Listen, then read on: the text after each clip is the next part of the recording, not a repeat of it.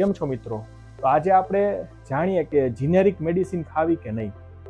ઘણા પેશન્ટ અમને પૂછતા હોય છે કે જીનેરિક મેડિસિન લેવાય કે નહીં. એટલે અમને જીનેરિક મેડિસિન તમે લ્યો તો કોઈ ડૉક્ટરને એમાં કાંઈ વાંધો હોતો નથી, પણ જીનેરિક મેડિસિન અને બીજી બ્રાન્ડેડ મેડિસિન અથવા તો બીજી વેચાતી દવા બે વચ્ચેનો તફાવત શું છે એ તમને ખ્યાલ હોવો જોઈએ.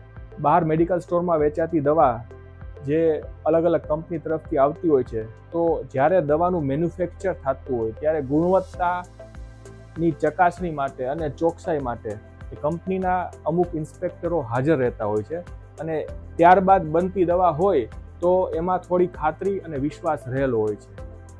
જ્યારે બીજી તરફ જીનેરિક મેડિસિન હોય છે તો એમાં ઘણીવાર આ રીતની ગુણવત્તા અને ચોકસાઈનો અભાવ જોવા મળતો હોય છે, તો જેનું પરિણામ એવું આવે કે ધાર્યું રિઝલ્ટ ન મળે દર્દીને. એટલે આ મુખ્ય તફાવત છે કે દવા કઈ રીતે બને છે, જે તમને લોકોને ખબર હોવી જોઈએ.